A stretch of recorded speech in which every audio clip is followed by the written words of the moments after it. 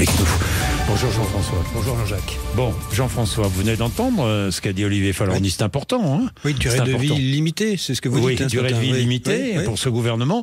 Durée de vie limitée, je parlais de dissonance. Il y a eu la dissonance, effectivement, entre Bruno Retailleau et Didier Migaud, qui est garde des Sceaux, mais il y a aussi Michel Barnier, qui a dû recadrer son nouveau ministre de l'économie, Antoine Armand. Je sais ce que vous allez me dire ce matin, Jacques Bourdin. Oui, il aurait dû réagir plus durement, c'est ça? C'est-à-dire que quand Michel Barnier avait fixé des règles dès lundi, et tout à coup, l'un de ses ministres, finalement, prend des libertés, viole les règles.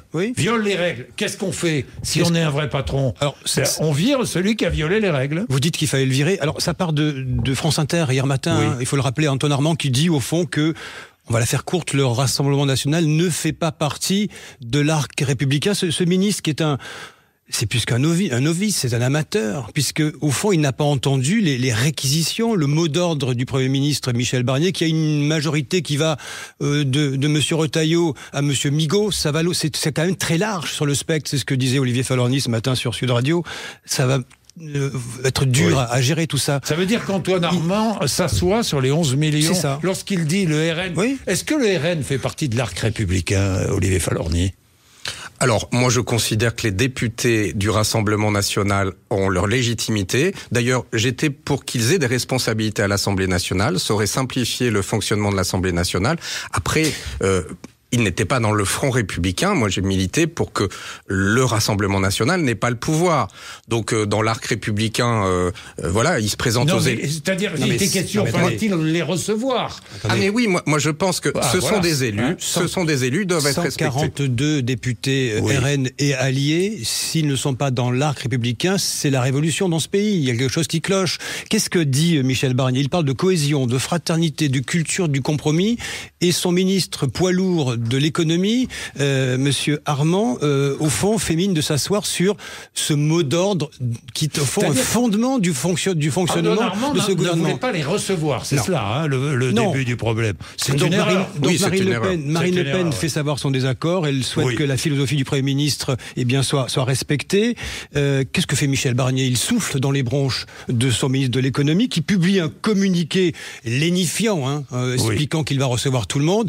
Et Michel Barnier appelle Marine Le Pen au téléphone pour essayer au fond d'arrondir les angles, ce qui lui est déjà reproché par l'aile gauche des soutiens d'Emmanuel Macron. On est déjà dans un début de commencement de jacquerie dans cette, on va dire, cet appareillage, cette équipe qui est censée soutenir Michel Barnier. Michel Barnier a appelé Marine Le Pen parce qu'il redoute quoi? La censure. La censure. Il redoute que Marine Le Pen, finalement, elle avait décrété que ça durerait 1 an, cette histoire, grosso modo. Il a peur qu'elle appuie sur le bouton tout de suite ou assez rapidement, avec le pouce.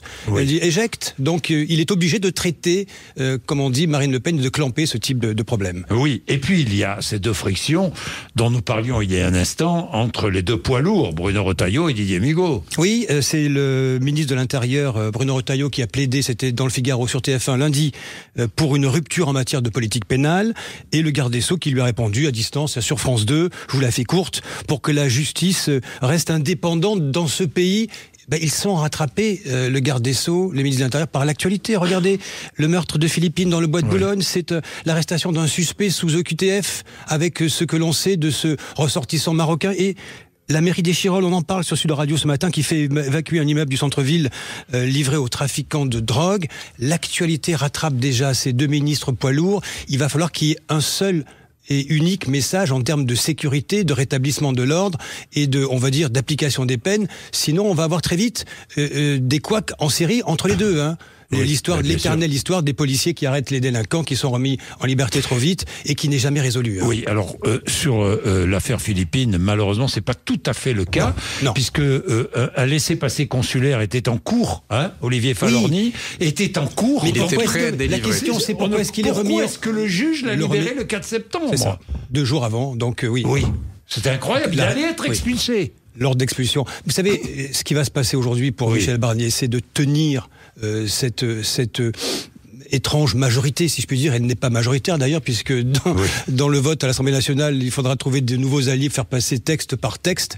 on est déjà dans quelque chose d'extrêmement fragile. Oui, extrêmement fragile. Bien, Olivier Falorni, merci. Jean-François Aquili, merci beaucoup. Jean-François, on vous retrouve tout à l'heure, évidemment, entre 8h et 8h30. Ça vous fait réagir. 0826 300 300. Un peu de pub, à tout de suite.